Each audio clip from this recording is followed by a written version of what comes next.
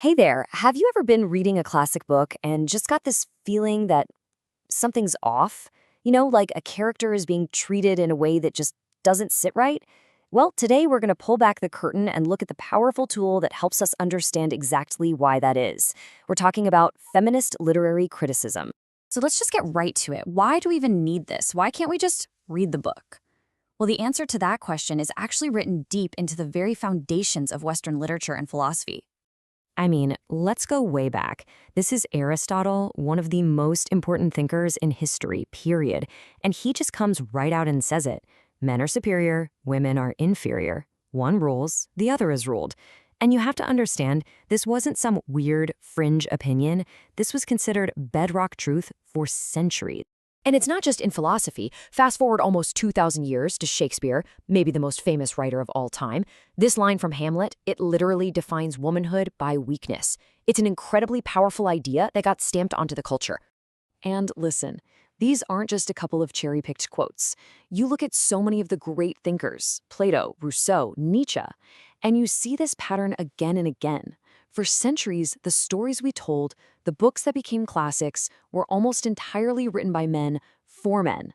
And that means women were often portrayed through a very, very specific and limited point of view. So all of this history brings us to our first big idea, the problem of patriarchy in the literary world. This isn't just about a few authors with outdated views. It's about an entire system of thinking that shaped the stories we all grew up with. There's a fancy academic term for this, phallocentrism. It sounds complicated, but all it really means is that the male point of view is treated as the default, the center of everything. And a core argument of feminist criticism is that this assumption is just silently baked in to so much of our literature. But of course, that is not the end of the story. Not even close, because a powerful response started to build as some truly trailblazing women began to stand up and question everything. They demanded that their voices, their stories, be heard. And you can see on this timeline how it all started to unfold. It really kicked off way back in 1792 with Mary Wollstonecraft. But look at those gaps. It took a long, long time for these ideas to really catch fire. But then in the 20th century, bam, you get this explosion of incredible work that laid the groundwork for everything that was to come. And this leads us to the thinkers who took things to the next level. They didn't just protest the old way of doing things, they started building a whole new system, a new theory for how to read and how to write. They gave us the tools we still use today. Take Virginia Woolf. She made this connection that was absolutely revolutionary for its time.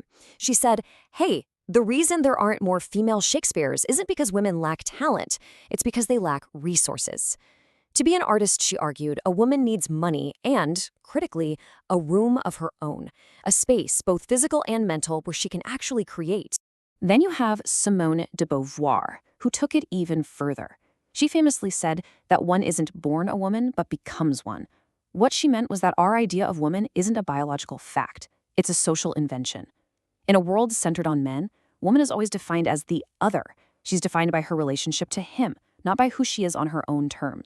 And Kate Millett's book, Sexual Politics, really hammered this point home. She made it crystal clear that there's a huge difference between biological sex and gender. Gender, she argued, is just a set of cultural rules and expectations that are forced on us, and it's all about power. Okay, so we have this powerful theory in place. The next logical question is, what do you actually do with it? How do you apply it to a book? This is where critics like Elaine Showalter came in and built a practical toolkit for how to do this work. Showalter basically said a feminist critic has two main jobs. The first is what she called feminist critique. This is where you're like a detective, going through books written by men and analyzing how women are portrayed, what stereotypes are used, and who's missing from the story. The second job, gynocriticism, is all about being a builder, focusing entirely on literature written by women to understand their unique history, themes, and styles. And when she was studying women writers, Showalter noticed this really cool pattern, a three-stage evolution. First was the feminine phase, where women were basically trying to write like men and prove they could do it. Then came the feminist phase of protest, where they started pushing back against male rules. And finally, we get to the female phase, which is all about self-discovery, where women's writing isn't about man at all, it's just about their own experience. Now, something that's super important to get is that feminist criticism is not just one thing. It's not a monolith.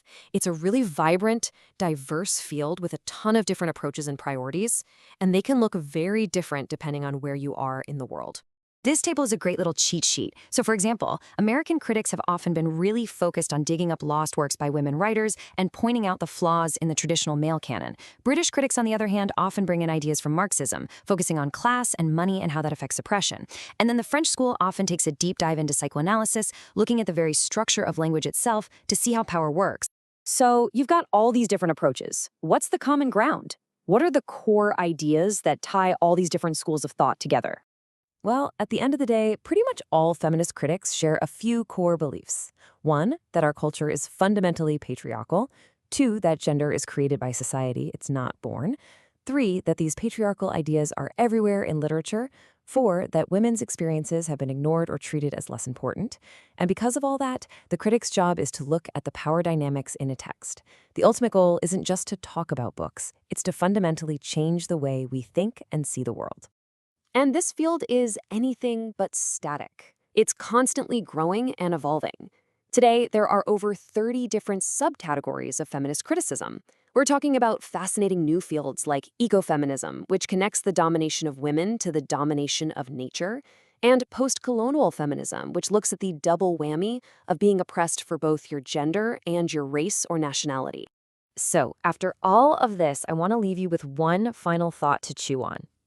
Now that you have this new lens, this new way of looking at things, I want you to go back to the stories you love, the books, the movies, whatever, and ask yourself this: what have we all been missing in the stories we were so sure we knew?